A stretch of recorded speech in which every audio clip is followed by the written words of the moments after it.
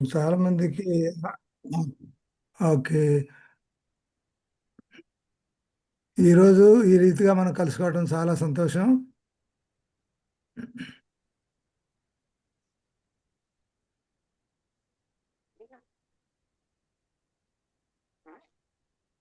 Vasundhara madam గారు మనకి ఈ అవకాశాన్ని ఇస్తున్నారు. ప్రకటన గ్రంథం మీద అందరికీ మనకి అవగాహన కావాలని ఈ జూమ్ మీటింగ్ ద్వారా మీరు మాట్లాడితే మంచిది సార్ అని చెప్పినప్పుడు నేను సంతోషించాను. మరి ఎన్ని ఏర్పాట్లన్నీ చేసి వసుంధర మేడం గారు, భట్టి బాబురావు గారు ఈ చక్కని మీటింగ్లు ఏర్పాటు చేశారు. వచ్చే వారం మరి ఇంకో పెద్దల కాడ అందరికీ లింక్ పంపిస్తారు. అప్పుడు మనందరం జాయిన్ అవ్వచ్చు. మరి ఈరోజు మొట్టమొదటి మీటింగు, ఈరోజు మొట్టమొదటి అధ్యాయం, ప్రకటన గ్రంథంలోని మొట్టమొదటి అధ్యాయాన్ని మనం చదువుకోబోతున్నాం. చిన్న ప్రార్థన చేసుకుని మనం ఈ యొక్క వాక్యాన్ని చదువుకుందాం. పరలోకమందున్న మా తండ్రి, ఈ సాయంకాల సమయమందు మమ్మల్ని అందరినీ ఈ యొక్క జూమ్ ద్వారా ఈ యొక్క ప్రకటన గ్రంథంలో ఉన్నటువంటి సత్యాన్ని తెలుసుకోవడానికి మీరు ఇచ్చిన అవకాశానికి మీకే వందనం చెల్లించున్నాం. ఈ సమయంలో మీ వాక్యాన్ని ధ్యానించండిగా మీరు మాకు తోడుగా ఉండండి. మనోనేత్రములు తెరిచి మీ వాక్యంలో ఉన్నటువంటి సత్యాలు గ్రహించడానికి మాకు సహాయం దయచేయమని మా ప్రభువును రక్షకుడైన క్రీస్తు నామమున వేడుకొనుచున్నాం తండ్రి. ఆమేన్. ఆమేన్. ఆమేన్. దయచేసి అందరూ పెద్దగా చదవగలిగిన వాళ్ళు బైబిల్ ప్రకటన గ్రంథం 1వ అధ్యాయాన్ని తీసి ఒక్కొక్క వచనం ఇక్కడ స్క్రీన్ మీద వచ్చింది కూడా చదవచ్చు. బాగా చదివేవాళ్ళు అక్కడ దగ్గర నుండి చదవండి అమ్మా. నా వాయిస్ చదువుతున్నాను సార్. వాయిస్ అది నాకు అంత క్లారిటీ ఉండదు కాబట్టి మీరు చదివితే ఇక అందరికీ అర్థమవుతుంది. ఈరోజు ఓకే మన సార్, యొక్క ధ్యానానికి చదువుతున్నాను. ఏర్పాటు చేసినటువంటిది ప్రకటన గ్రంథం 1వ అధ్యాయం. యేసు ప్రభు పద్మాసు దీవిలో యేసుక్రీస్తు చదవమంటారు సార్? అక్కడ అది వచనాలు, బైబిల్ వచనాలు మాత్రం చదవండి అమ్మా. నేనే ఓకే. చెప్తాను. బైబిల్ వచనాలు చదవమన్నప్పుడు చదవండి. ఓకే. యేసు ప్రభు పద్మాసు దీవిలో యోహానును దర్శించుట అనేది ఈరోజు మన యొక్క అంశము. 1వ అధ్యాయాన్ని గురించి ఒక్కొక్క వచనం ప్రకారం మనం చదువుకోబోతున్నాం. అయితే ఇది మొట్టమొదటి రోజు కాబట్టి ప్రకటన గ్రంథం ఎవరు రాశారు, ఆ గ్రంథకర్త ఎవరు, తర్వాత అక్కడ ఉన్న చరిత్ర వివరాలు, ఈ గ్రంథాన్ని చదువుకోవడానికి చాలామంది భయపడుతున్నారు కాబట్టి ఈ గ్రంథంలో ఏముందో ఓవరాల్గా ఈ యొక్క అమెరికా ఎలా ఉంది అన్నీ కూడా కొంచెం సేపు 5 మినిట్స్ మీకు చెప్తాను. ఆ తర్వాత మనం ధ్యానానికి వెళదాం. ఈ ప్రకటన గ్రంథాన్ని రాసింది మన గ్రంథకర్త యోహాను, అంటే యేసుప్రభు వారి యొక్క ప్రియమైన శిష్యుడు. యాకోబు, యోహానులు ఇద్దరు కూడా సహోదరులు. అయితే మరి వీరిద్దరూ ఉరుము కుమారులు అంటారు, జబదయి కుమారులు. చాలా తొందరపాటు, చాలా కోపం ఉన్నటువంటి ఆ వ్యక్తులు మరి దేవుని కృప వలన యేసుప్రభు వారు ఆయన శిష్యులు అయిన తర్వాత వారు సంపూర్ణంగా మారి ప్రియమైన శిష్యులుగా మారారు. ఆ ప్రియమైన శిష్యుడు అందరిలో చిన్నవాడు యోహాను ఈ యొక్క ప్రకటన గ్రంథాన్ని రాశారు. ఆయన యేసుని బట్టి కలుగు శ్రమల్లో కూడా పాలువాడయ్యారు. ఏ కాలంలో ఇది జరిగింది అంటే క్రీస్తు శకం 95వ సంవత్సరంలో యోహాను పద్మాసుకు పంపబడ్డాడు. ఆయన అసలు ఆ దర్శనాలు కలిగినవి. ఆ దర్శనాల్ని ఈ ప్రకటన గ్రంథంలో రాశారనమాట.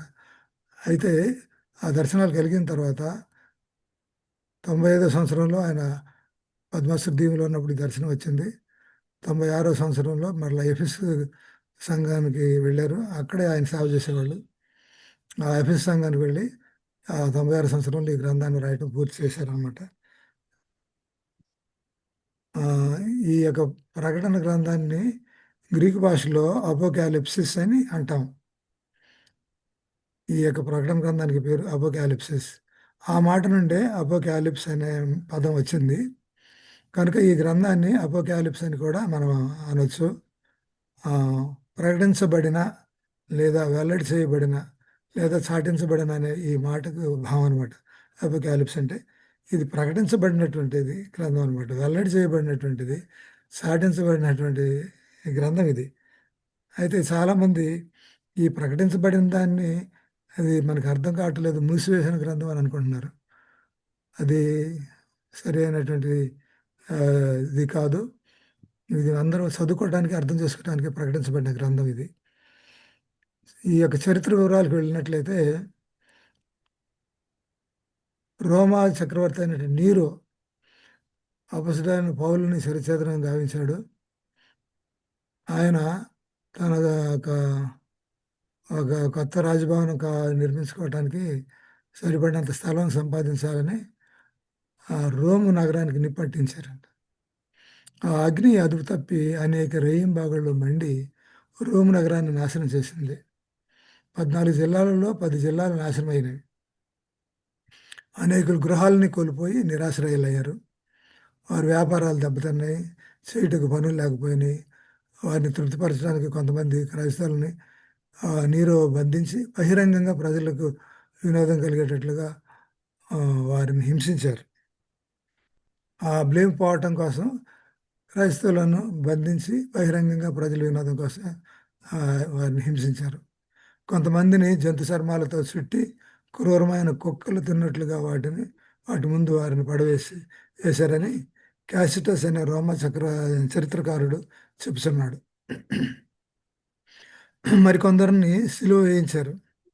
ఇంకా కొందరిని దీపస్తంభాల వల్లే ఉంచి రాత్రి వెలిగించినట్లు వారిని నిప్పంటించారు. ఈ విషయాలు గాడ్ కేర్స్ అనేటువంటి పుస్తకంలో వాల్యూమ్ 2 52 పేజీలో ఉన్నది. దీన్ని మెర్విన్ మ్యాక్స్వెల్ గారని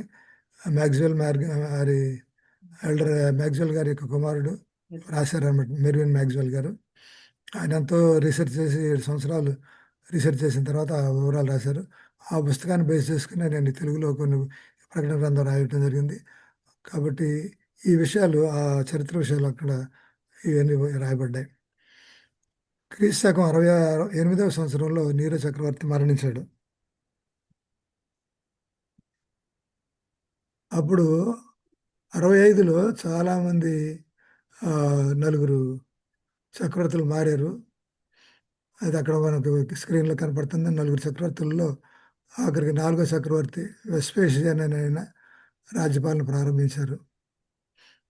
ఆయన క్రీస్తు 79వ సంవత్సరంలో మరణించే వరకు కూడా రాజ్యపాలన గావించారు. అతని తర్వాత అతని కుమారుడు టైటస్ చక్రవర్తి అయ్యాడు.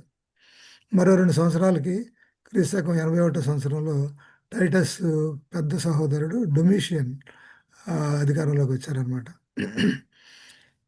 అయితే ప్రజలు టైటస్ని గౌరవించినట్లుగా ఈయన గౌరవించలేదు. ఆ గౌరవాన్ని సంపాదించుకున్నట్టుకు తనను పూజించవలసిందిగా ప్రజలను బలవంతం చేశాడు. తాను ప్రభువుగాను దేవునిగాను చెప్పుకున్నాడు. నీరో చక్రవర్తి రోములోని క్రైస్తవులను మాత్రమే హింసించాడు. అయితే డొమిషియన్ రోమ్లోనే కాకుండా ఇంకా దూర ప్రాంతాల్లో ఉన్నటువంటి క్రైస్తవులను కూడా హింసించారనమాట. క్రైస్తవులు అనేక చోట్ల తనను దేవునిగా పూజించవలసిందిగా కోరబడిరి. అట్లు చేయని క్రైస్తవులను గవర్నర్లు హింసించి జరిమానాలు విధించారు. కొందరిని ద్వీపాంతర వాసాలకు కూడా పంపివేశారనమాట. ఇది అప్పటి సందర్భం. ఈ డొమిషియన్ హింసిస్తున్న సమయంలో యోహాను ఎఫెసు సంఘంలో పనిచేస్తున్నారు. ఆయన ఎఫెసులో జీవిస్తున్నట్లుగా మనకు అర్థమవుతుంది. అతన్ని ఇప్పుడు ఎందుకంటే సంఘ కాపరిని బంధిస్తే సంఘం చెదరైపోద్దని వాళ్ళ ఉద్దేశం అనమాట. కాబట్టి ఇప్పుడు ఆయన్ని బంధించారు. ఆయన్ని అప్పుడు దేశాంతరవాసంగా పద్మాసు దీవికి పరవాసిగా పంపించారు. అయితే ఆ పంపక ముందు మొట్టమొదట చరిత్రకారులు అప్పుడు ఉన్నటువంటి చరిత్రను బట్టి చూస్తే యోహాను మొట్టమొదట సలసల కాగుతున్నటువంటి వేడి నూనెలో వేయబడ్డాడంట. కానీ అది అతన్ని కాల్చివేయలేదు. కనుక పద్మాసు దీవికి పంపినట్లుగా టెర్టులియన్ అనే ఒక క్రైస్తవ రచయిత 2వ శతాబ్దంలో రాశారు. క్రీస్తు 95వ సంవత్సరంలో డొమిషియన్ యోహాన్తో పాటు ఇతర క్రైస్తవులను కూడా హింసించడానికి ప్రారంభించారనమాట. కాబట్టి 95వ సంవత్సరంలో ఈయన్ని పద్మాసు దీవికి పంపించవేయడం జరిగింది. కనుక యోహాను ఈ యొక్క ప్రకటన గ్రంథం 1వ అధ్యాయం 9వ వచనంలో ఈ విధంగా రాశారు. యేసుని బట్టి కలిగి శ్రమల్లో పాల్పడిన ఆయన యోహానును నేను దేవుని వాక్యం నిమిత్తము యేసుని గురించి సాక్ష్యం నిమిత్తము పద్మాసు దీపమున వరవాసినైతినని రాశారన్నమాట ఈ గ్రంథంలో. యోహాను పద్మాసు ద్వీపంలో ఉండగా దేవుడు ఆయనకు దర్శనమిచ్చి క్రీస్తుని గురించిన ప్రకటనను ఆయనతో రాయించారు. అయితే సెప్టెంబర్ 18వ తారీఖు క్రీస్తు 96లో డొమిషియన్ తన రాజసభికుల చేత హత్య చేయబడ్డాడు, చనిపోయాడు. 96లో చనిపోయాడు. ఆ తర్వాత 96లోనే నెర్వా అనే చక్రవర్తి సింహాసనాన్ని అధించేసిన తర్వాత క్రైస్తవుల యొక్క హింసను ఆపివేసి ఈ క్రైస్తవ హింసల నుండి క్రైస్తవులను విడుదల చేశారు నెర్వా అనేటువంటి చక్రవర్తి. అప్పుడు వారితో పాటుగా డొమినేషన్ పెట్టినటువంటి వాళ్ళందరూ బందీలందరూ కూడా పద్మావతి దీవి నుండి ఆ, చాలామంది మళ్ళీ విడిపించబడ్డారు. అప్పుడు వారితో పాటు యోహాను కూడా విడిపించబడ్డాడు.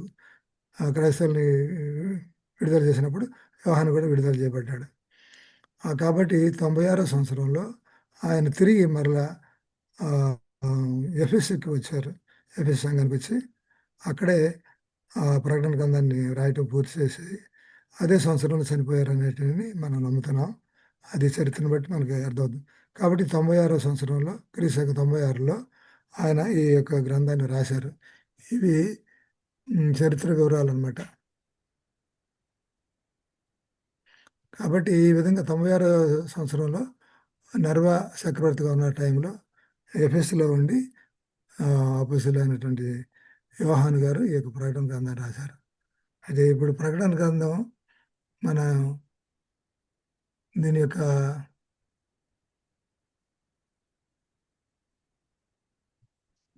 నిర్మాణాన్ని చూస్తే ప్రకటన గ్రంథం ఒకసారి మనం నిర్మాణాన్ని చూసుకున్నట్లయితే ప్రకటన గ్రంథాన్ని మనం మొత్తం 22 అధ్యాయాలు ఉన్నాయి. 1 నుండి 14 అధ్యాయాలు మొదటి భాగంగా మనం విభజించవచ్చు. అయితే రెండో భాగం 15 నుంచి 22 అధ్యాయాలు అనమాట. ఈ 1 నుంచి 14 అధ్యాయాలని చరిత్ర భాగం అంటాము. 15 నుంచి 22 అంటే అంత్యకాల సంభవం అని అంటాం.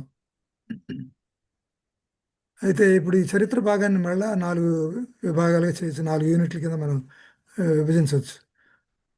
ఈ 4 యూనిట్లు ఈ మొదటి భాగంలో ఉన్నాయి. 7 సంఘాల గురించి, అంటే ఒకటో అధ్యాయం 10వ వచనం నుండి 3వ అధ్యాయం 22వ వచనం వరకు 7 సంఘాల గురించిన వివరాలు అక్కడ ఉన్నాయి. తర్వాత 7 ముద్రలు 4వ అధ్యాయం నుండి 8వ అధ్యాయం 1వ వచనం వరకు ఉన్నాయి. తర్వాత 7 బోరలు 8వ అధ్యాయం 2వ వచనం నుండి 11వ అధ్యాయం 18 వరకు ఉన్నాయి. ఇది 3 యూనిట్లు అక్కడ. 4వ యూనిట్ 7 మహా గొప్ప పోరాట దృశ్యాలు ఉన్నాయి. అది ప్రకటన గ్రంథం 11, 19వ వచనం నుండి 14వ అధ్యాయం 20వ వచనం వరకు ఉంటుంది. ఈ 4 యూనిట్లు మొదట చరిత్ర భాగంలో ఉన్నాయి. అంటే రెండవ భాగంలో అంత్యకాల సంభవాల భాగం, దీనిలో కూడా 4 యూనిట్లు ఉన్నాయి. ఇది రెండో దాంట్లో 7 అంతిమ తెగుళ్ళ గురించి, లాస్ట్ 7 ప్లేగ్స్ అంటాం. ఇది యూనిట్ 5 అనమాట. దీంట్లో అంతిమ తెగుళ్ళ గురించి రాయబడింది. అలాగే బబులోను పతనాన్ని గురించి యూనిట్ 6లో ఉన్నాయి. ఇది ప్రకటన గ్రంథం 17వ అధ్యాయం నుండి 19, 10 వరకు ఉన్నది. తర్వాత 1000 సంవత్సరాల పరిపాలన గురించి ప్రకటన 19వ అధ్యాయం 11వ వచనం నుండి 21వ అధ్యాయం 8 వచనాల వరకు ఉన్నాయి. తర్వాత ఈ 4వ భాగం, రెండవ భాగంలో 4వ యూనిట్ నూతన యెరూషలేము. ఇది ప్రకటన 21వ అధ్యాయం 9 నుండి 22:9 వరకు ఉన్నాయన్నమాట. కాబట్టి ఓవరాల్గా మనం చూసినట్లయితే ఈ 8 యూనిట్ల కింద ప్రకటన గ్రంథాన్ని మనం విభజించుకొని తేలిగ్గా మనం అర్థం చేసుకోవచ్చు. ఇవన్నీ కూడా ఈజీగా ఈ 8 యూనిట్లలో ప్రారంభం, ముగింపు తప్ప ఈ 8 యూనిట్లు ఉన్నాయి. మొత్తం 10 యూనిట్ల కింద ప్రారంభం, ముగింపు, తర్వాత 8 యూనిట్లని మనం ప్రకటన గ్రంథాన్ని ఇప్పుడు ఈ ప్రతి ఆదివారం మనం చదువుకోవచ్చు, వివరాలు అర్థం చేసుకుంటాం. ఈ గ్రంథ నిర్మాణాన్ని చూసినట్లయితే మొట్టమొదటి 4 యూనిట్లలో 7 సంఘాలు, 7 ముద్రలు, 7 బోర్లు, 7 గొప్ప దృశ్యాలు ఉన్నాయి కదా. అది రెండో దాంట్లో 7 అంతిమ తెగుళ్ళు, బబులోను పతనము, 1000 సంవత్సరాల పరిపాలన, నూతన యెరూషలేము అని ఈ 4 ఉన్నాయి. ఇప్పుడు నేను రెండవ దాంట్లో తిరగేసి రాశాను చూడండి. 4వది పైన రాశాను, 3 తర్వాత 2, 1.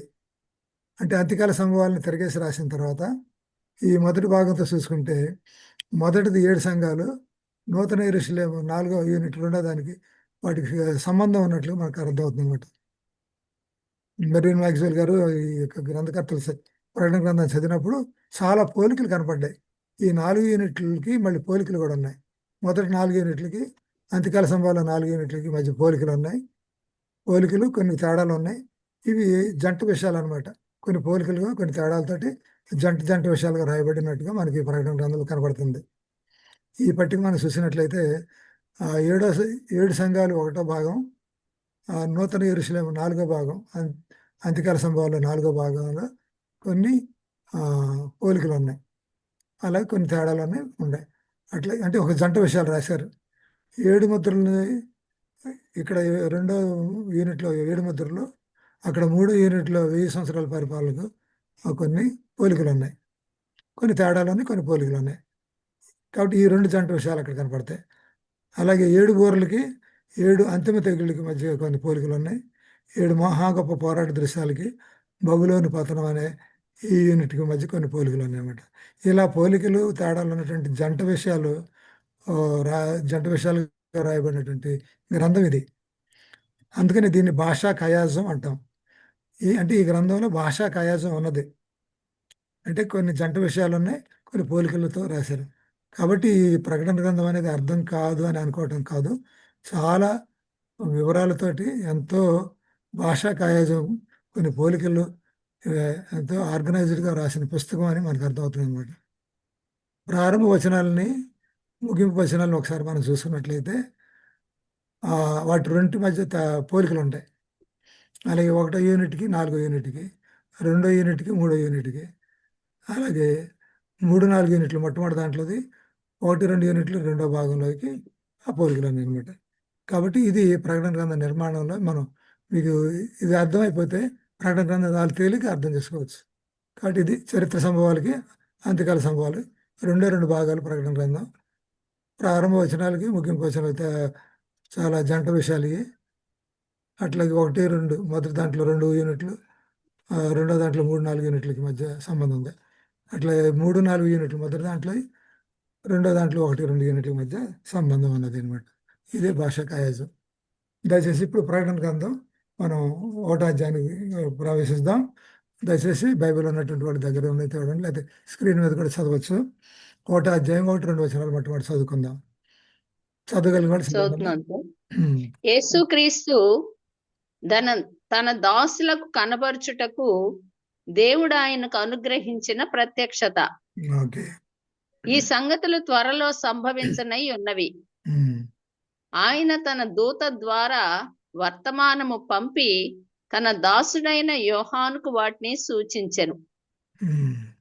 అతడు దేవుని వాక్యమును గూర్చియు యేసుక్రీస్తు సాక్ష్యమును గూర్చియు తాను చూచినంత మట్టుకు సాక్ష్యం ఇచ్చెను. ఓకే. ఈ 2 వచనాలను మనం చూద్దాం. ఇక్కడ నేను ఇప్పుడు చరిత్రలో చెప్పాను కదా, ఒక ప్రశ్న అడుగుతాను విన్నవాళ్ళు. ఈ యోహాను అనేటువంటి ఆయన ఈ ప్రకటన గ్రంథాన్ని ఎక్కడ ఉండి రాశారు? ఎక్కడ ఉన్నప్పుడు పద్మాసు ద్వీపంలో. పద్మాసు ద్వీపంలో. ఓకే. ఏ సంవత్సరము? 96. 96. ఓకే. 96లో పుస్తకం రాశారు. 95లో అక్కడికి వెళ్ళారు. 96లో. ఓకే. Very good. మీరు బాగా వింటున్నారు, జ్ఞాపకం చేసుకుంటున్నారు. ఓకే. ఇప్పుడు ఆయన చూసిన ఈ దర్శనాన్ని చక్కగా రాసి మట్టుకి ఆయన సాక్ష్యం చెప్పారన్నమాట, ఇది రాశారనమాట. కాబట్టి ఈ 2 వచనాల్లో మనకి యేసు ప్రభు వారే దీన్ని మనకి యేసు ప్రభు వారికి దేవుడు ఇచ్చారు. ఆ దేవుడి నుంచి మనకి ఆ ప్రత్యక్షత దేవదూత ద్వారా మనకు వచ్చినట్లుంది. ఈ ప్రత్యక్షత అంటే ప్రకటన అని మనం చెప్తున్నాం. ఈ ప్రత్యక్షత అంటే ఏంటి? మనం ప్రకటించడం అంటే ఇతరులకు ఇదివరకు తెలియని దానిని బయలుపరచుట లేదా వెల్లడి చేయటం అంటే ప్రత్యక్షత అంటాం. మనకు అంతకుముందు తెలియని దాన్ని తెలియజేసేది ప్రత్యక్షత అంటే. ఇక్కడ మనం చూసుకున్నట్లయితే స్వయంగా దేవుడే మనకు ప్రత్యక్ష వచ్చారు. ఆయన కొన్ని ప్రకటన చేశారనమాట. స్వయంగా దేవుని చేత లేదా ఆయన ఏర్పాటు చేసుకున్న ప్రవక్తల చేత సత్యమును ప్రజలకు తెలియజేయటమే ప్రత్యక్షత, ప్రకటన అంటున్నాం. అయితే చాలామంది ప్రజలు ప్రకటన అర్థం చేసుకోలేమని చెబుతారు. అది మాత్రం నిజం కాదు. అయితే ఇక్కడ ఈ 2 వచనాలను మనం చదువుకున్నట్లయితే మనకు ఈ వర్తమానం మనకి ఏ విధంగా వచ్చింది అంటే, దేవుని నుండి క్రీస్తు వారికి వచ్చింది, క్రీస్తు నుండి దేవదూతకు వచ్చింది, దేవదూత నుండి యోహానుకు వచ్చింది, యోహాను గ్రంథంలో రాశారు, ఆ గ్రంథం నుండి మనం చదువుకున్న వాళ్ళు మనకు వచ్చిందనమాట. ఈ స్టెప్స్ ఎక్కడి నుంచి ఎక్కడికి వచ్చినాయి. కాబట్టి ఇది దేవుని నుండి క్రీస్తు వరకు, క్రీస్తు నుండి దేవదూతకు, ఆ దేవదూత నుండి యోహానుకు, యోహాను ఆ గ్రంథం రాశారు, యోహాను నుండి మన చదువుల దగ్గరికి మనకు వచ్చిందన్నమాట. అంటే ఇక్కడ అందుకనే యేసుక్రీస్తు తన దాసులు కనపరచుటకు దేవుడు ఆయనకు అనుగ్రహించిన ప్రత్యక్షత. కాబట్టి ఇది దేవుడే యేసుప్రభు వారికి ఇచ్చారు. కాబట్టి యేసుప్రభు వారి దగ్గర నుంచి ఇప్పుడు డైరెక్ట్ మనకు వచ్చిన ప్రత్యక్షత ఇది. మనకు ఈ వచ్చిన వర్తమానం ఆ, మన ఈ 4 స్టెప్స్లో మనకు వచ్చింది. ఈ సంగతులు త్వరలో సంభవింపనై ఉన్నవి అని కూడా రాశారు ఇక్కడ. అంటే యోహాను రాసినటువంటి సంగతులు ఆనాటి ఆయన జీవించిన కాలం నుండి అంత్యకాలం వరకు జరిగే సంఘటనలు రాయబడ్డాయి, చూపబడ్డాయి. కొన్ని విషయాలు ఆ రోజుల్లోనే యోహాను ఉన్న టైంలోనే నెరవేరటం ప్రారంభమైనాయి అనమాట. కాబట్టి త్వరలో జరుగుతుంటే అప్పటి నుండి ఇప్పటి వరకు జరిగేవన్నీ ఉన్నాయి. అప్పుడు ప్రారంభమైన విషయాలు ఇప్పటి వరకు జరుగుతున్నటువంటి విషయాలు రాయబడ్డాయి అనమాట. అలాగే దానియేలు గ్రంథంలో కూడా దానియేలు జీవించిన కాలం నుండి అంత్యకాలం యేసుప్రభు వారు తిరిగి వచ్చే వరకు జరిగే విషయాలన్నీ ఆయన చూపించారు. సో ఆయన అలా రాశారు. కొన్ని ఇప్పుడు మనం చదువుకుంటే ఆయన క్రీస్తు పూర్వం 6వ శతాబ్దంలో జీవించారు. ఇప్పుడు చాలా ప్రవచనాలు నెరవేరినాయి, ఇంకా నెరవేరవలసినవి ఉన్నాయి. అలాగే యోహాను రాసినటువంటి ప్రవచనాలు కూడా ఆయన కాలం నుండి అంటే 96 క్రీస్తు 96 నుండి అంత్యకాలంలో యేసుప్రభు వారు తిరిగి వచ్చే వరకు, ఆ తర్వాత పరలోకంలో కూడా ఏం జరగబోతున్న విషయాలు కూడా ప్రకటన గ్రంథంలో రాయబడ్డాయి. కాబట్టి ఈ విషయాలన్నీ రాయబట్టి త్వరలో సంభవించాలంటే అప్పుడే అవి నెరవేరటం కూడా ప్రారంభమైంది అని మనకు అర్థం చేసుకోవాలి. 3వ వచనం చూడండి.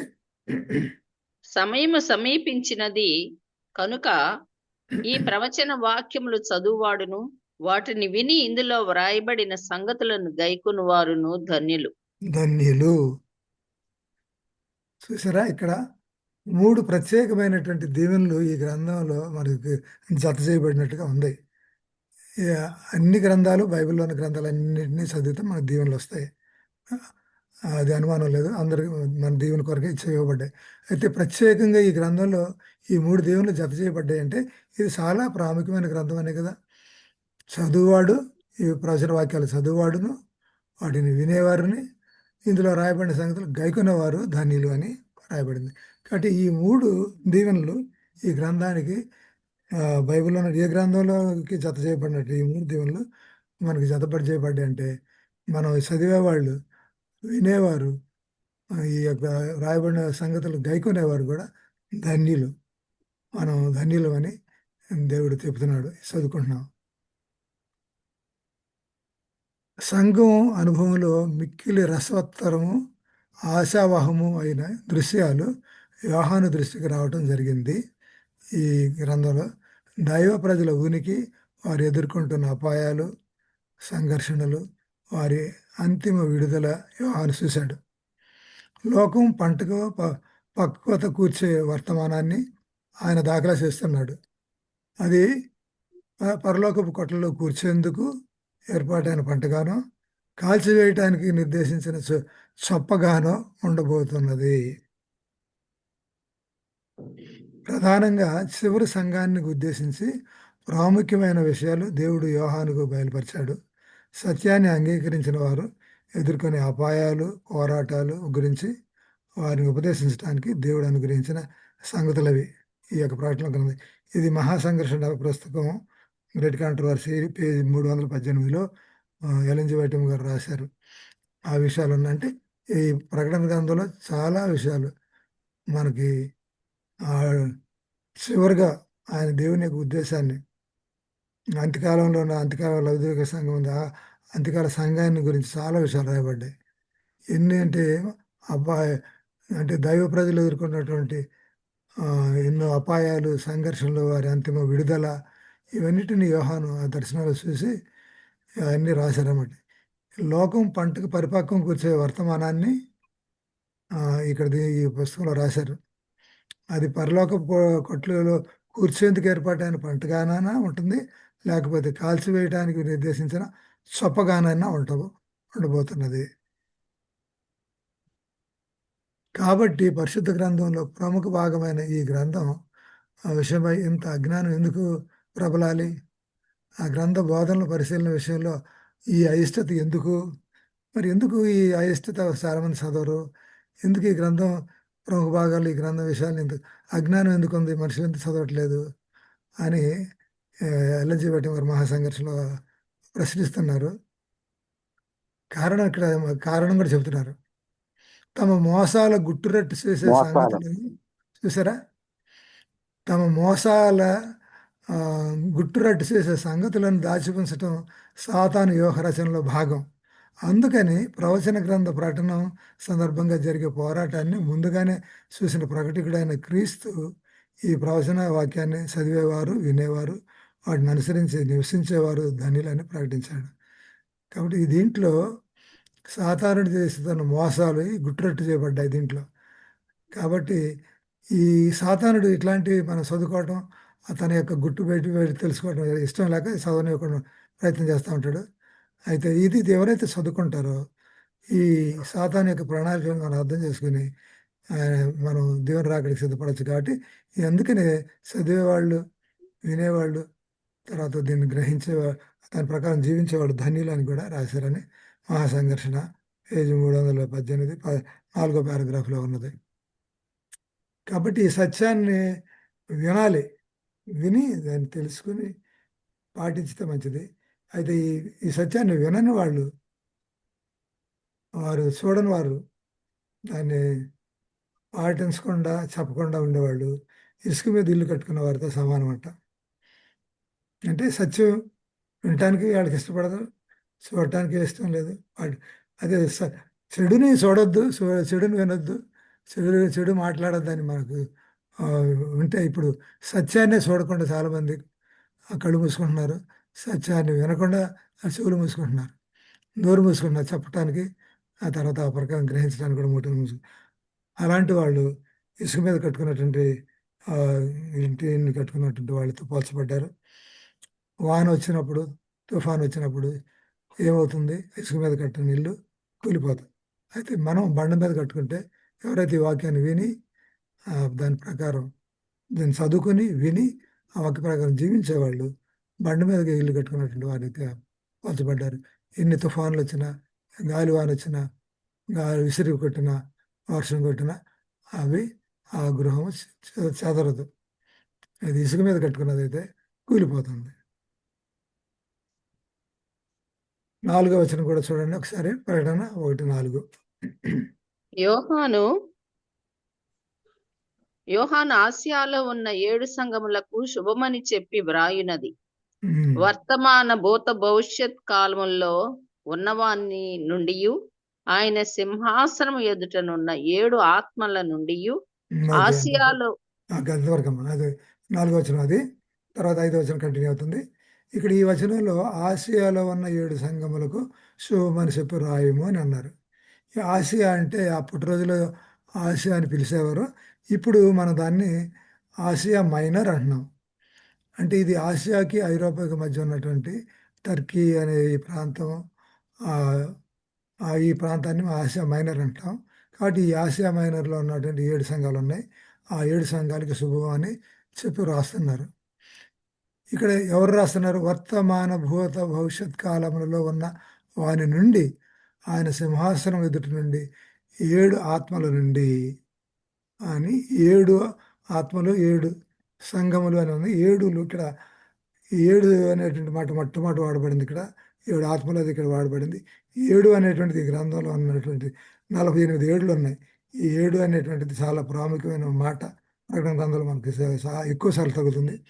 ఇది సంపూర్ణమైన సంఖ్య కాబట్టి దేవుడి చిహ్న రూపంలో రాయబడిన ఈ గ్రంథం, ఇది అంటే గుర్తుల రూపంలో చిహ్న రూపంలో రాయబడిన గ్రంథం కాబట్టి 7 అనే ఈ మాట వాడినప్పుడు 7 అంటే అది పరిపూర్ణ సంఖ్య గుర్తుగా 7 అనేది వాడబడింది. 7 ఆత్మల నుండి కూడా ఉంది. త్రిత్వములో నుండి 2 వ్యక్తులు తండ్రి కుమారులతో కలిపి సింహాసనం ఎదుట 7 ఆత్మల నుండి కృపాసాద సమాధానములు కలుగును గాక అని చెప్పబడింది. కాబట్టి ఇక్కడ దీవెనలు అనేటువంటివి త్రిత్వం నుండి వస్తున్నట్లు ఇక్కడ మనకు కనపడుతున్నాయి. కనుక 7 ఆత్మలు పరిశుద్ధాత్మకు గుర్తు అనమాట, చిహ్నం అనమాట. అది మనకు దాంట్లో విషయంలో సందేహం లేదు. అటు పరిశుద్ధాత్మ పరిపూర్ణత గుర్తుగా 7 వాడబడింది. కాబట్టి ఇవి తండ్రి, కుమారుడు, పరిశుద్ధాత్మ దగ్గర నుండి దీవెనలు వస్తున్నాయి ఈ యొక్క సందాన్ని చదివే వాళ్ళకి. 5-6 వచనాలు చూద్దాం. 1వ అధ్యాయం 5-6 వచనాలు. నమ్మకమైన సాక్షియు, మృతుల్లో నుండి ఆది సంభూతుడుగా లేచిన వాడును, భూపతులకు అధిపతియునైన యేసుక్రీస్తు నుండి కృపా సమాధానములు మీకు కలుగునుగాక. 6వ వచనం.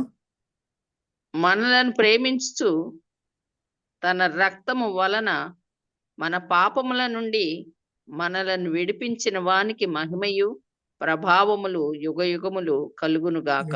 ఆమేన్. ఆమేన్. ఆయన మనలను తన తండ్రియగు దేవునికి ఒక రాజ్యముగాను యాజకునిగాను చేసెను. ఓకే. ఈ వచనంలో చూస్తే చాలా భావం మనకున్నది. మనలను మనల్ని ప్రేమిస్తున్నారండి. దేవుడు మనల్ని ప్రేమిస్తున్నారు నిజమే. మరి ఈ ప్రకటన గ్రంథంలో క్లియర్‌గా ఆయన నేను మిమ్ములను ప్రేమిస్తున్నానని కూడా రాశారు. ఇక్కడ రాయబడింది. అంటే నన్ను దేవుడు ప్రేమిస్తున్నాడు. నిన్ను ఆయన ప్రేమిస్తున్నాడు. మనలను ఆయన ప్రేమిస్తున్నాడు.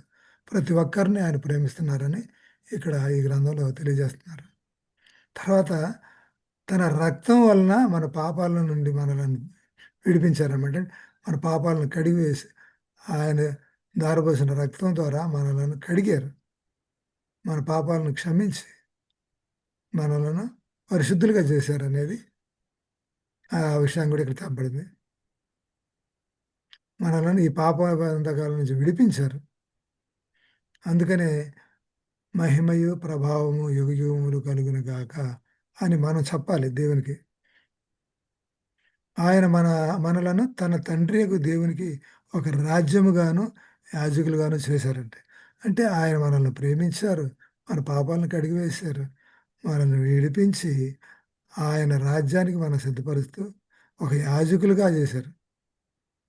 అంటే ఆయన యొక్క కుమారులుగా దేవునికి ఒక రాజ్యంగాను, యాజక సమూహంగా. అంటే మనం తెలుసుకున్న యాజకులు అనేటువంటి వాళ్ళు ఇతరులకు తెలియజేసే ప్రజలుగా ఉండాలి. మనం తెలుసుకున్నటువంటి విషయాల్ని మన రక్షకుడు ఆయన మన పాపాలు క్షమించాడు. ఈ విషయాలు మన ఇతరులకు చెప్పే వారిగా ఉండాలని దేవుడు కోరుకుంటున్నాడు. ఈ యొక్క 5, 6 వచనాల్లో ఎంత గొప్ప 3 చక్కని మనకి 3 వాగ్దానాలు మనకున్నాయి. అంటే క్రీస్తు మనల్ని ప్రేమిస్తున్నాడనే వాగ్దానం మనకుంది. తన రక్తం వలన మన పాపాల నుండి మనల్ని కడుగుతున్నాడు. యుగములు ఆయనతో కూడా మనం ఉంటబోతున్నాం. ఈ వాగ్దానం ఆయనతో ఉంటారు. ఆయన రాజ్యంలో ఉంటాం. కాబట్టి మనం సంతోషమైనటువంటి మన మనసుతోటి మనం ఏం చెప్పాలంటే మన స్పందన ఎలా ఉందంటే మహిమయు ప్రభావము యుగములు కలుగునుగాక ఆమేన్ అని దేవుని మనం మనం చేయవలసిన మన స్పందన అయి ఉండాలి. మన సంతోషంతో దేవుని మహిమపరచాలి. ఇంత గొప్ప వాగ్దానం మన ఎడల దేవుడు చూపిస్తా ఆయన ప్రేమిస్తున్నాడు. 7వ వచనం చూడండి. ఇదిగో ఆయన మేఘారూఢుడై వచ్చుచున్నాడు. ప్రతి నేత్రము ఆయనను చూచును. ఆయనను పొడిచిన వారును చూచెదరు. భూజనులందరూ ఆయనను చూచి రొమ్ము కొట్టుకొందరు.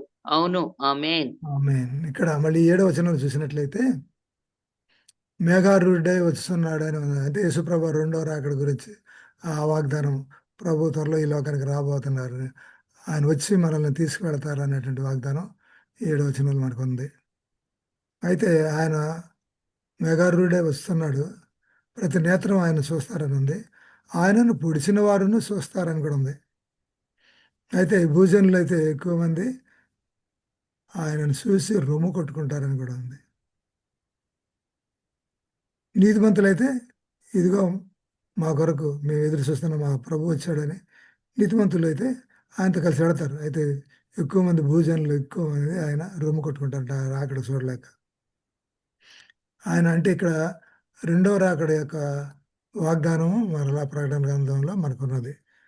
బైబిల్ అంతట్లోనూ ఆయన రాకడ వాగ్దానాలని ప్రకటన గ్రంథంలో మరి ఎక్కువ సార్లు ఆయన రాకడ గురించి మరి ఇక్కడ చెప్పడం జరిగింది.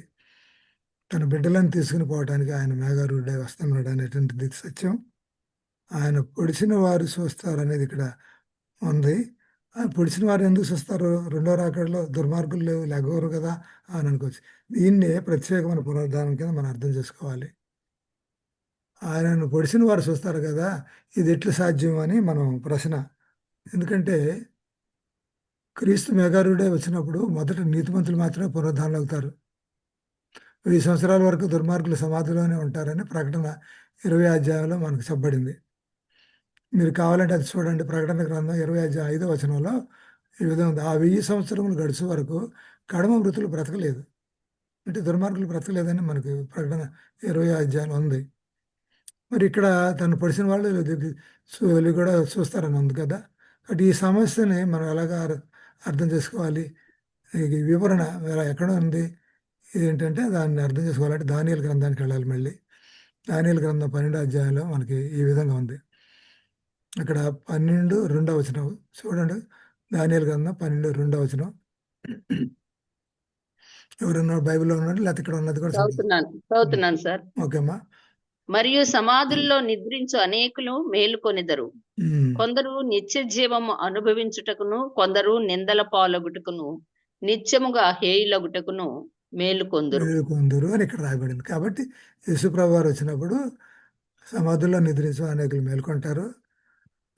వాళ్ళలో కొంతమంది నిత్య జీవానికి అంటే మంచివాళ్ళు, కొందరైతే నిందల పాలవటానికి కూడా హేయులుగా అవటానికి, నిత్యముగా హేయులుగా అవటానికి కూడా మేలుకుంటారని చెప్పారు. కాబట్టి తర్వాత 20 అధ్యాయం 5వ వచనంలో కడమ మృతులు బ్రతకలేదు, దుర్మార్గులు బ్రతకలేదంటే వాళ్ళు ఎక్కువ మంది దుర్మార్గులు కాదని ఇక్కడ ప్రత్యేకంగా ఎవరైతే ఆయన సిలువ వేసి చంపారో ఆ దృశ్యాన్ని స్వయంగా అక్కడ చూసినటువంటి వాళ్ళు, సిలువ వేసిన వాళ్ళు కొంతమంది మాత్రం దుర్మార్గులు వాళ్ళు లాభపడతారని దానియేలు గ్రంథం 12వ అధ్యాయం 2వ వచనాన్ని బట్టి యేసుప్రభు వారు వచ్చినప్పుడు కొంతమంది దుర్మార్గులు లెగిస్తారని, వాళ్ళు నిందల పాలగటకు నిత్యం హేయులు అవటానికి మేలుకుంటారని మనకు అర్థమవుతుంది.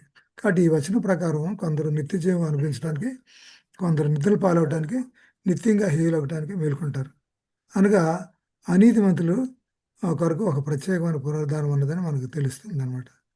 ముఖ్యంగా క్రీస్తుని వ్యక్తిగతంగా హింసించిన వారు, మరి ఆయన భక్తులను హింసించిన వారు ఈ ప్రత్యేక పునరుద్ధానంలో లెగుస్తారు. ఇది అర్థమైందమ్మా చాలామందికి. ఇది చాలామందికి అర్థం కాదు కొంతమంది. ఇది ప్రత్యేక పునరుద్ధానమే. పొడిచిన వారు లెగిస్తారంటే ఈ పొడిచిన వాళ్ళు మాత్రం ప్రత్యేక పునరుద్ధానం లెగిస్తారు. ఇతర దుర్మార్గులు అయితే 1000 సంవత్సరాల తర్వాత లెగిస్తారు. పౌలు సౌలుగా ఉన్న దినాల్లో క్రీస్తు దాసులను హింసించాడు కదా. చాలామంది క్రైస్తవులను ఆయన హింసించాడు. ఆయన భక్తులను హింసించిన వారు క్రీస్తుని హింసించినట్లేనని సౌలుతో క్రీస్తు దమస్కు మార్గంలో ఆయనకు దర్శనం ఇచ్చినప్పుడు చెప్పాడు కదా. సౌలా సౌలా నువ్వు నన్ను ఎందుకు హింసిస్తున్నావని డైరెక్ట్గా యేసుప్రభు అడిగారు. అంటే సౌలు యేసుప్రభుని హింసించట్లేదు, ఆయన భక్తుల్ని, ఆయన అనుసరులని, క్రైస్తవులను హింసిస్తున్నప్పుడు నన్ను హింసిస్తున్నారని యేసుప్రభు వారు చెప్పారు. కాబట్టి ఆయన అనుసరులను హింసించేవాళ్ళు ఆయన్ని హింసించినట్లే. అందువల్ల క్రీస్తును పరోక్షంగా హింసించిన ప్రజలు కూడా క్రీస్తు మేఘరాడు వచ్చి చూస్తారు. అయితే వారు క్రీస్తు మహిమను చూసిన తర్వాత మరణిస్తారు.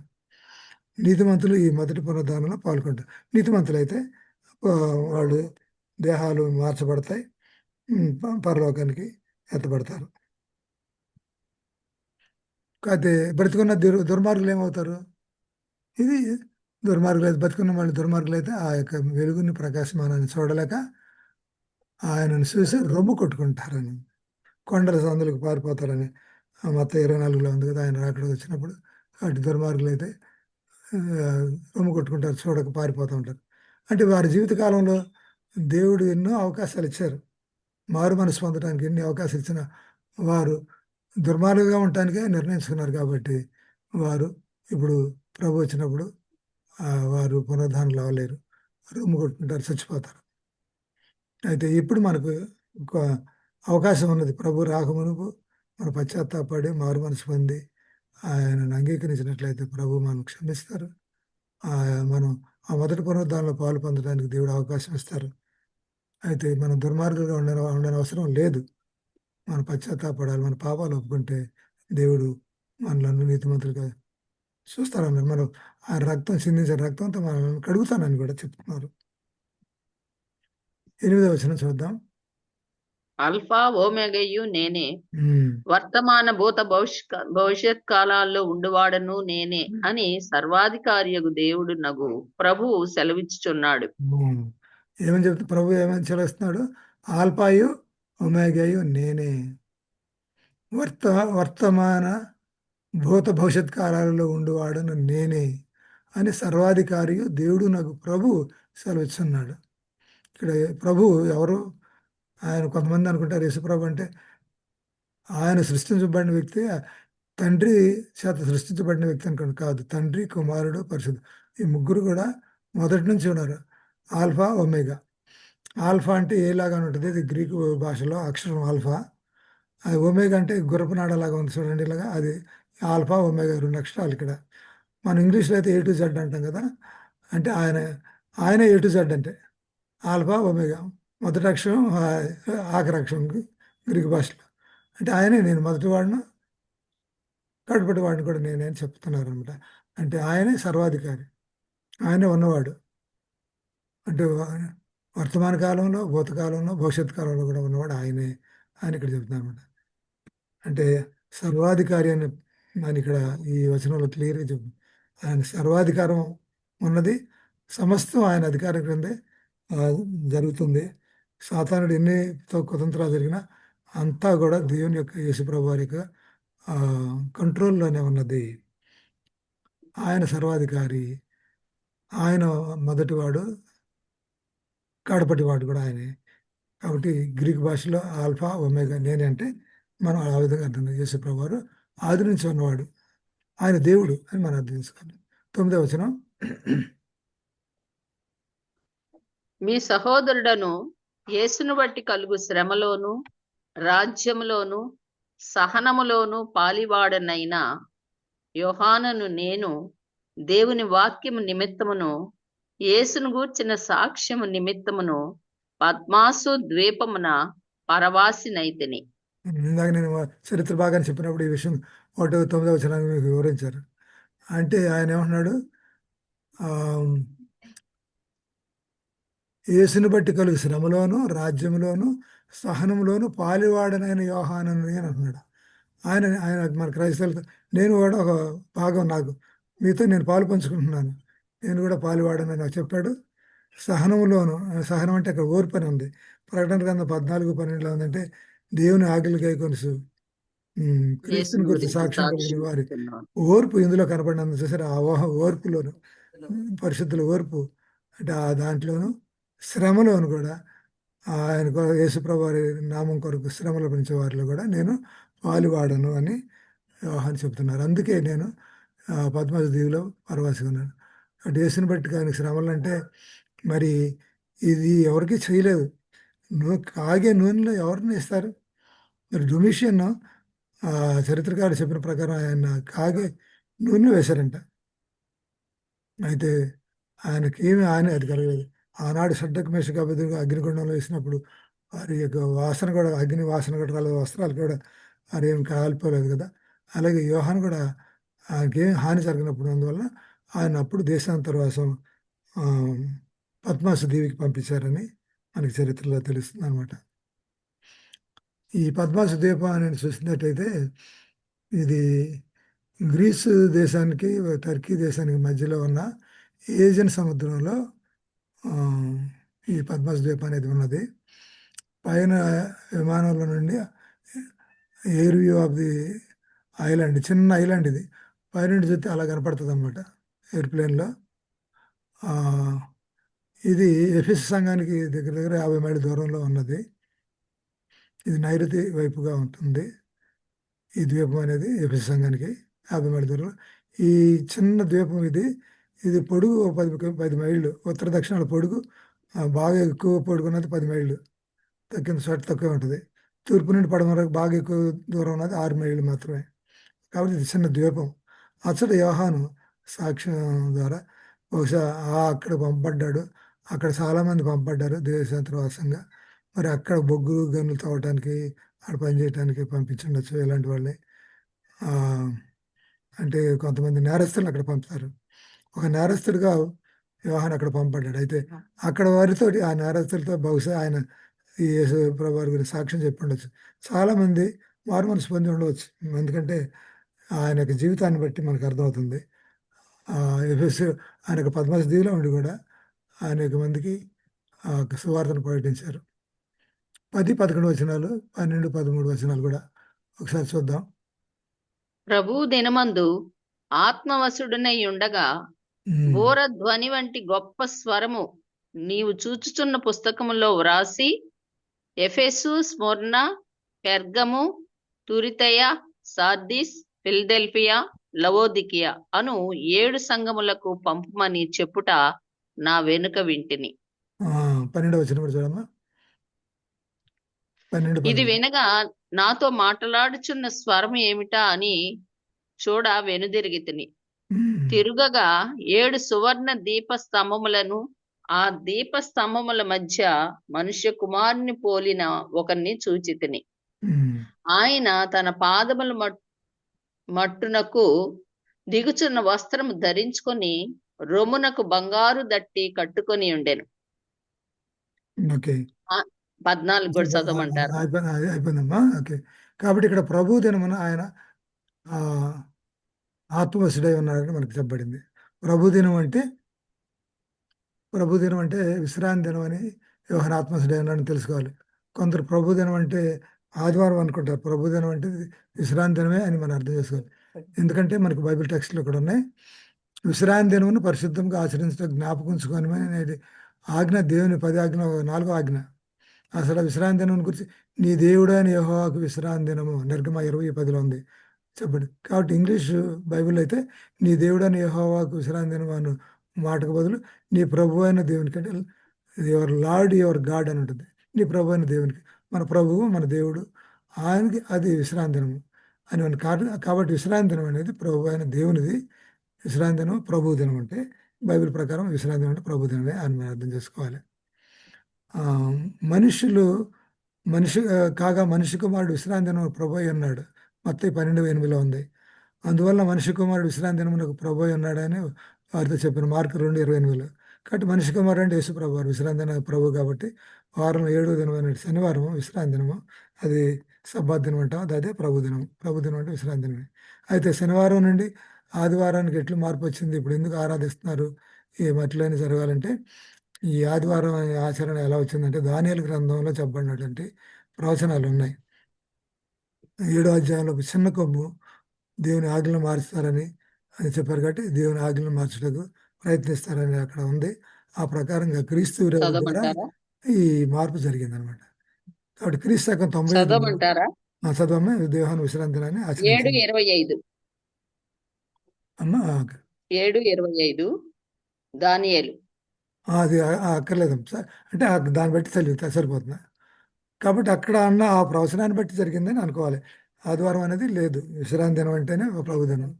7 సంఘాలకు ప్రస్తుతం ఈ 7 సంఘాలు ఎక్కడ ఉన్నాయంటే ఏషియా మైనర్లో ఉన్నాయి. నాటిక అయితే ఇప్పుడు ఈ 7 సంఘాలకు రాసినటువంటి వర్తమానం ఆనాటి సంఘాలకు రాసిందా, లేకపోతే ఇప్పుడు ఉన్న సంఘాలకు కూడా రాసిందా, ఎవరికి వర్తమానం చెందుతుంది అనే దాని విషయాలు మనం చదువుకుంటే, ఇది ఒక విషయం ఇక్కడ చదవడం రాయబడింది ఉంది. 7 నక్షత్రాలు మనిషి కుమారుడు తన కుడి చేత 7 నక్షత్రములకు మనుష్య కుమారుడు తన కుడి చేత పట్టుకొని ఉండెను. ఆ నక్షత్రములు 7 సంఘముల దూతలని చెప్పబడెను. అనగా 7 సంఘములు సేవకులను కుడి చేత పట్టుకొనుట అనున్నది దేవుని కాపుదల, రక్షణ, పోషించు శక్తికి గుర్తు.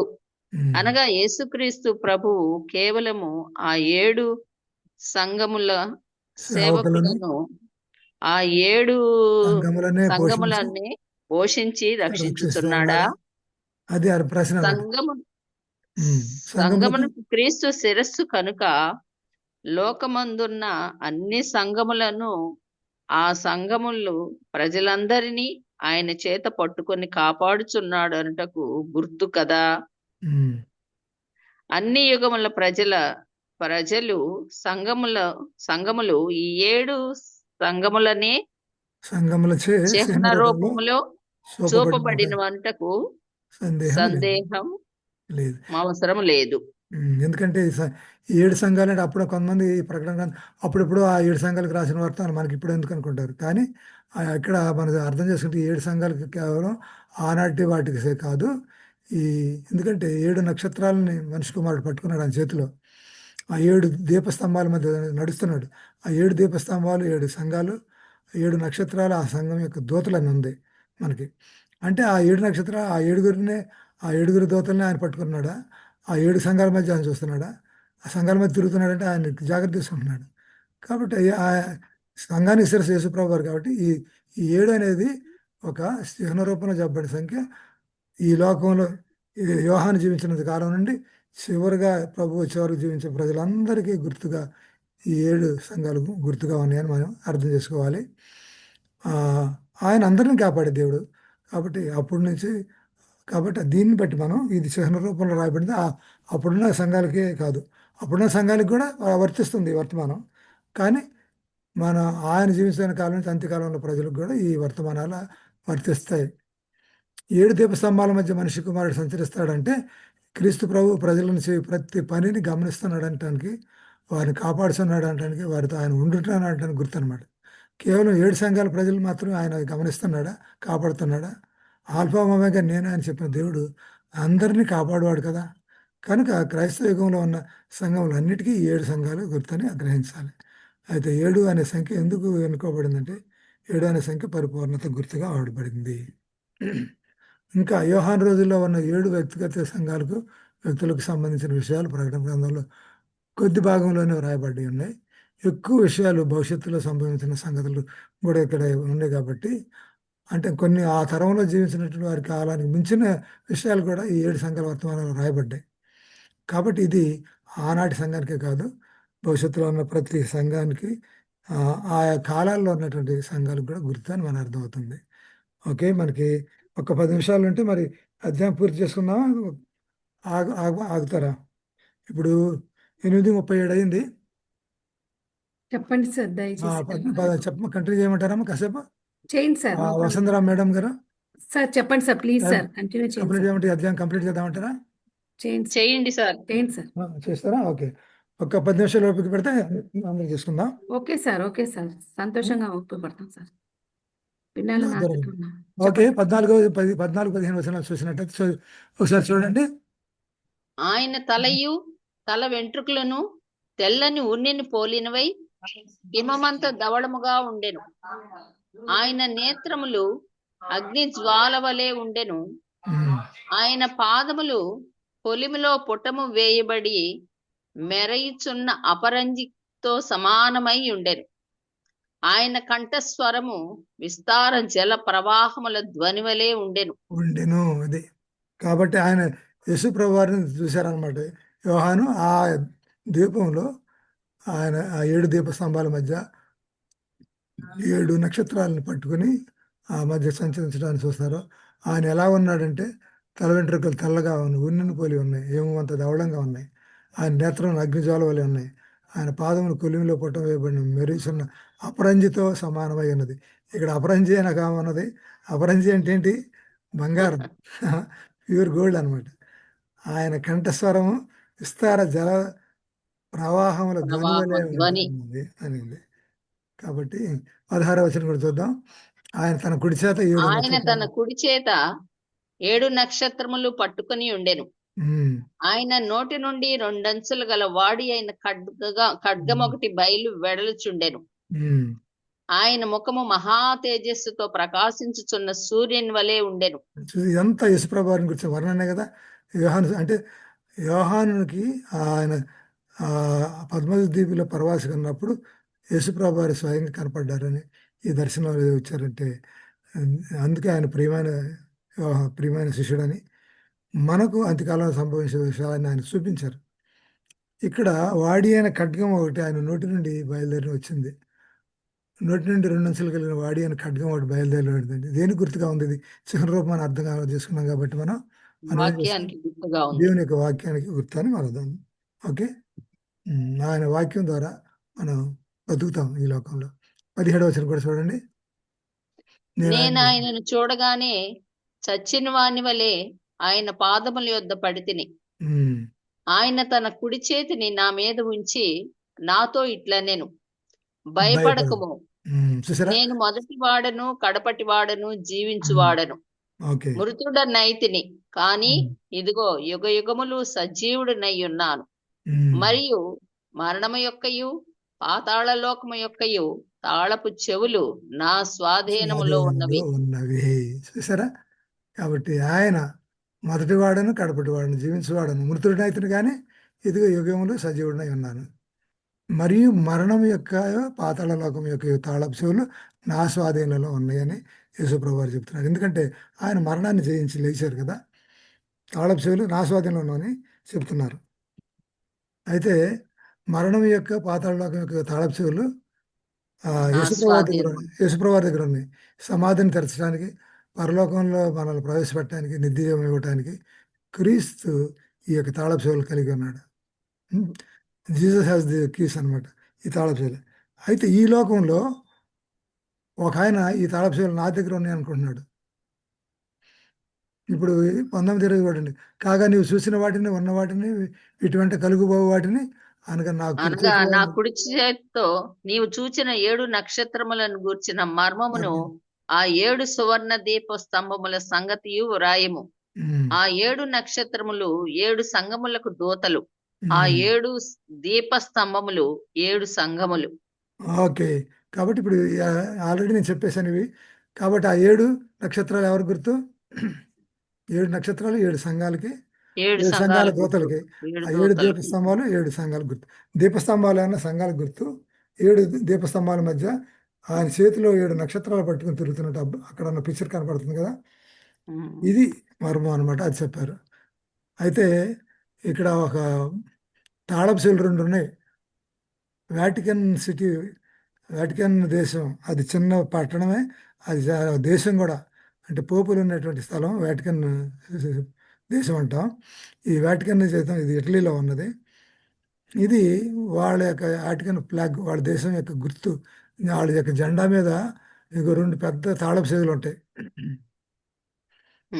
ఒక ఉంది చూడండి, 2 పెద్ద అవును. తాళపు చెవులు ఉన్న బొమ్మ కూడా ఉంటుంది. వాటికన్ దేశ పతాకంపై 2 పెద్ద తాళపు చెవులు ఉన్న బొమ్మ ఒకటి ఉంటుంది.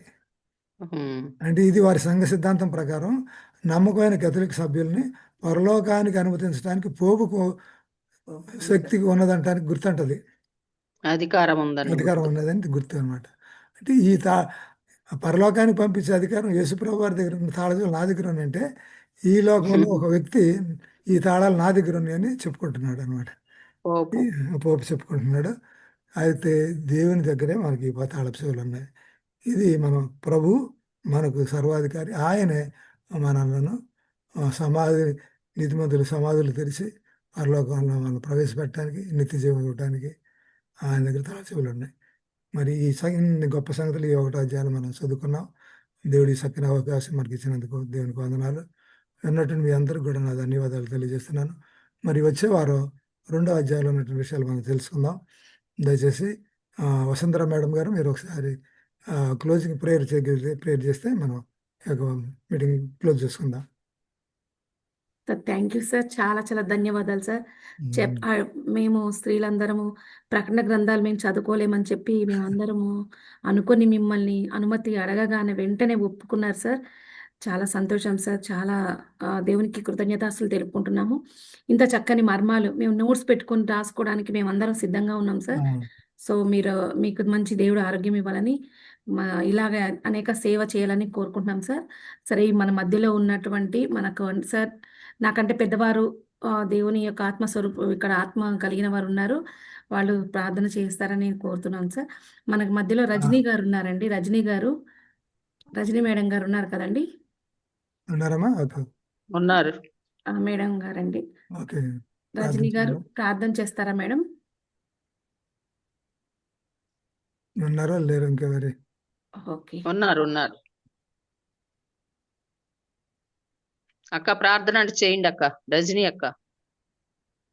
Thank you so much sir. Thank you మా వసుంధర అండ్ కుమారి, ఒక్కొక్కరికి మరి చక్కని వర్తమానాలు, మరి దానియేలు ప్రకటన గ్రంథాల మీద ఎంతో పట్టు కలిగి ఉన్నారు మరి డాక్టర్ నథానియేల్ గారు. మరి వారి ద్వారా ఎంతో 10 ఆజ్ఞల పుస్తకము, మరి 3 దూతల వర్తమానంలో, ఇంకా తొలి వ్రాతలు అంటే ఎర్లీ రైటింగ్స్ బుక్ను కూడా మరి పాస్టర్ గారు మరి ఏం చేశారంటే తెలుగులోకి అనువాదం చేశారు. తెలుగులోకి అనువాదం చేసి అన్ని విధాల దేవుడు అంతగా ఆయన వాడుకుంటున్నారు మన మధ్యలో ఉండటం. సార్ మేమెంతో ధన్యులము. దేవుడు ఇంకా మీ యొక్క పరిచర్యను నూరంతలుగా ప్రతిఫలింప చేయాలి, వేయంతలుగానే కోరుకుంటున్నాము. ఆమేన్. చేసుకుందామండి. వసుంధర, మరి చాలా సంతోషం. స్త్రీలందరం తెలుసుకోవాలని సార్, అందరం తెలుసుకోవాలని తన యొక్క ఆశ. ఈ విధంగా మేమందరం ఈ లింక్ కరెక్ట్ గా పంపి అందరికి పెట్టాడమ్మా. వచ్చే వారం ఎక్కువ మంది జాయిన్ అయితే ఇంకా ఏ విషయాలు తెలుసుకోవచ్చు. అదే ఓకే సార్. అవును సార్, థ్యాంక్ చాలా యూ. మంది. ఓకే అమ్మా, ప్రేయర్ చేసుకుందాం. Okay sir. మహోన్నతులను, సర్వ సృష్టికి అధినేతలను, సర్వలోకములను నీతితోనూ న్యాయముతోనూ పరిపాలించుచున్న న్యాయాధిపతి, మేము కూర్చుండుట, మేము లేచుట, మా నడకలు, మా పడకలు, మాకు ఆలోచన పుట్టక మునిపే గ్రహిస్తున్నాను. అంత జ్ఞానులు మీరు తండ్రి. సమయంలో నాయన మీరు తెలియచేయాలి ప్రతి మానవునికి అని ప్రతి ఒక్కరికి ప్రకటించవలసినటువంటి ప్రకటన గ్రంథము మొదటి అధ్యాయం ధ్యానించుకున్నాము కదా తండ్రి. మీ ప్రియ సేవకుని ద్వారా మాకు అందించారు నాయన. మేము ఇంకా లోతుగా గ్రహించుకుంటూ తండ్రి, మా కుటుంబాలలోను, మా సంఘములలోను, మా ఇరుగు పొరుగు వారికి, ప్రతి భాష మాట్లాడే వారికి ఇవన్నీ మేము అందించవలసిన, ముందుగా మేము గ్రహించుకొనవలసినాము తండ్రి. ముందుగా మీకు శిష్యులుగా ఉండవలసినాము నాయన. కనుక తండ్రి, సర్వలోకమునకు వెళ్ళి, సర్వ సృష్టికి వెళ్ళి, మనం అనేక మందిని మరి నాయన నాకు శిష్యులుగా చేయండి అన్నారు ప్రభు. ఇట్టి విధంగా ఇక్కడ చేరిన ఒక్కొక్కరు మీకు శిష్యులం కావాలి తండ్రి. అట్టి శిష్యరికం మేము పొందుకుంటూ యేసు ప్రభువుని పోలిన జీవితం మాకు ప్రసాదించి నాయన వాక్యంలో లోతైన మర్మములు మేము గ్రహించుకుంటూ, ముందుగానే చెప్పబడిన చరిత్ర నాయన, దావీదు వేరు చిగురు మీరై ఉన్నారు నాయన. పాతాళలో ఒక ద్వారములు గాని అన్ని మీ దగ్గర ఉన్నాయి తండ్రి. కనుక నా ప్రభ మమ్మను మీ రాజ్య వారసులు కావాలని చేరిన ఒక్కొక్కరము వ్యక్తిగతంగా, కుటుంబాల సమేతముగా మమ్మల్ని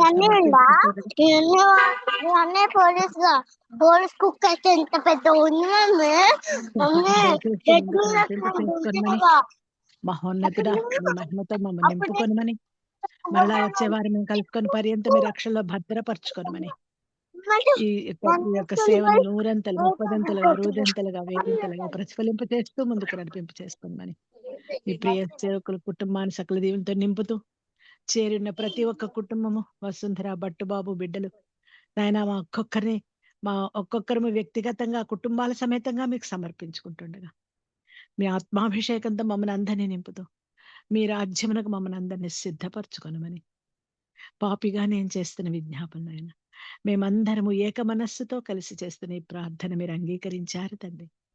సమాధానమును సమయానుకూలంగా అనుగ్రహించినందుకు మహిమ, ఘనత, ప్రభావములు మీకు ఆరోపిస్తుండగా స్వీకరించమని, మీ పరిశుద్ధాత్మ శక్తితో మమ్మల్ని నింపుతూ, సంపూర్ణ విధేయత, పరిపూర్ణ విశ్వాసంతో మమ్మల్ని నింపుతూ, ఇదిగో మా యేసురాజు వస్తున్నారని మేము ఆహ్వానించగలిగే తండ్రి, ఆత్మ ఫలమును కలిగిన సర్వాంగ కవచము ధరించుకున్న సైనికులుగా, యేసు ప్రభు ధ్వజము క్రింద మేము నడిచే వీరులంగా మమ్మల్ని తండ్రి, వీరాధి వీరులు మీరు తండ్రి. అట్టి విధంగా మమ్మల్ని అందరిని నడిపించుకొనమని, నజరేయుడును మా రక్షకుడును మీ ప్రియ కుమారులోనైన యేసుక్రీస్తు ప్రభువుల సర్వశక్తి గల నామములో మిక్కిలి వినయముతో బ్రతిమిలాడి ప్రార్థించి వేడుకున్న ఈ మనవులని పొందుకున్నాము తండ్రి.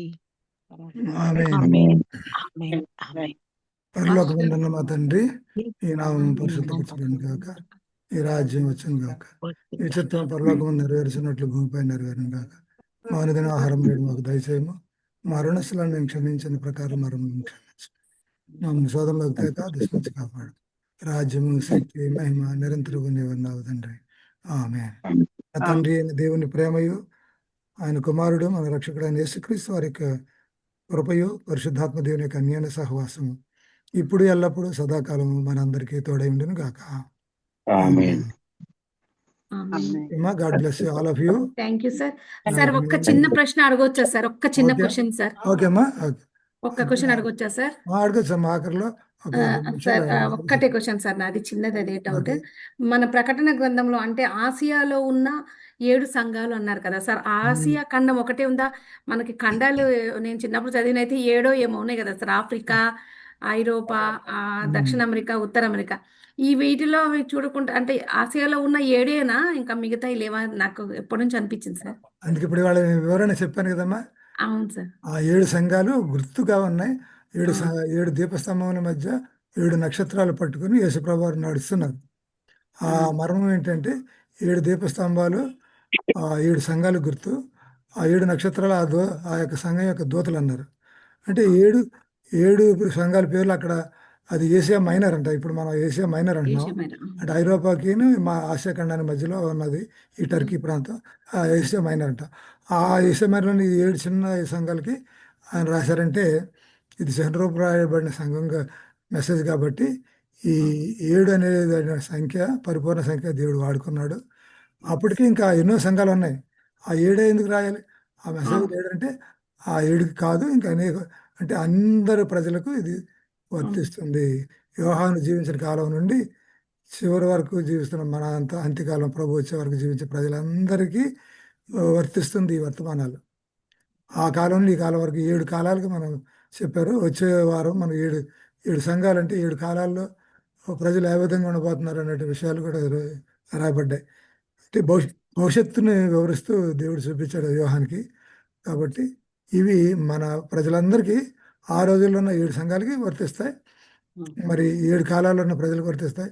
ఇప్పుడున్న మన ప్రజలకు కూడా ఈ లోపాలు ఉన్నటువంటి అందరిలో ఉంటాయి. అది వచ్చే వారం మనం ఇంకా వివరాలు తెలుసుకోబోతున్నాం. కాబట్టి మీకు ఇచ్చాను కాబట్టి ఆ యేసుప్రభు వారి సంఘానికి సరస్సు ఆ 7 దీపస్తంభాల మధ్య నడుస్తున్నా అంటే ఈ లోకంలో ఉన్నటువంటి అన్ని సంఘాలు ఆయన పరీక్షిస్తున్నాడు, ఆయన జాగ్రత్త చూసుకుంటున్నారని కదా, ఆయన కాపుదల కింద ఉన్నామని మన అర్థం అనమాట. అలాగే 7 దూతలను పట్టుకున్నటువంటి ఆ 7 ఆయన పట్టుకునేది, సహాయం చేసేది. అంటే లోకంలో ఉన్న అందరూ, అంటే పాస్టర్లు అందరూ కూడా ఆయన చేతిలో పెట్టుకున్నాడు. ఆయన కాపాడి ఆయన సహాయం చేస్తున్నాడు. కాబట్టి ఈ వర్తమానాలు అనేవి 7 సంఘాలకు రాయబడి ప్రజలు మనం అంత్యకాలం వరకు జీవించే ప్రజలందరికీ ఈ వర్తమానాలు మన కోసం అని యోహాను చేత దేవుడు రాయించారు. అది మనం అర్థం చేసుకోగలం. చాలా చాలా ధన్యవాదాలు సార్. ఇక్కడ అంతా చాలా మంది స్త్రీలు, చాలా మందికి ప్రకటన గ్రంథం తెలియని వాళ్ళు కొన్ని సంఘాల నుంచి గ్యాదర్ అయ్యారు సార్ ఇక్కడికి. అసలు మీకు చాలా వందనాలు సార్. అందరూ నేర్చుకోవడానికి ఇష్టపడుతున్నారు. మేడం గారు వందనాలండి. Thank you. అందరికీ వచ్చే వారానికి అందరూ చెప్పండి. మాట్లాడండి. ఆఖరిలో ఒక 5 నిమిషాలు ఏదైనా ప్రశ్న ఉంటే అడగచ్చు. ఎవరన్నా ఎవ్రీడే అలా పెట్టుకుని చేసుకుందాం. పెద్దరికాడ వచ్చే వారం కరెక్ట్గా 7:30 మీరు ఓపెన్ చేసి 7:40కి మనం 10 నిమిషాలు పాటలు పాడుకుందామా? ఓకే, 10 నిమిషాలు కూడా వద్దు సార్, ఎందుకంటే 5 మినిట్స్ వాక్యం మాకు ఎక్కువ కావాలి సార్. ఎక్కువ కావాలి. అందుకని waste జాయిన్ అవ్వాలి. చేయొద్దు. మరి అందరూ వెంటనే జాయిన్ అయితే మనం జాయిన్ అయిపోవచ్చు. అవును సార్, అవును సార్. సార్, ఒక అందరూ మాట. జాయిన్ అవ్వమని చెప్పండి. ఒక పాట సార్ పాడండి. ఒక మాట సార్. ఓకే, ఆ ఓకేనా? సండే కదా ఆఫ్టర్నూన్ టైం అయితే బాగుంటది అన్నట్టుగా అంటున్నారు సార్. మరి మరి 4-5 టైం మీరే ఓటు తీసుకోండి. ఇక్కడ ఓటు తీసుకుని మీరు చెప్పండి. 4-5 టైం అయితే బాగుంటది అనేసి లేడీస్ అంటే మళ్ళీ వేరే జూమ్ లో ఉన్నాయి, అందులో కూడా జాయిన్ అవ్వాలి కదా. అందుకనేసి మనకి 4-5 టైం అయితే సండేగా అందరు ఖాళీగా ఇంట్లో ఉంటాము. ఆ మరి టైం ఇప్పుడు ఉన్నారు కదా, ఎంతమంది మీ అందరూ ఓపెన్ చేసి ఎంతమంది ఒప్పుకున్నారు? వసుంధర మేడం గారికి చెప్పండి. 5 o'clock.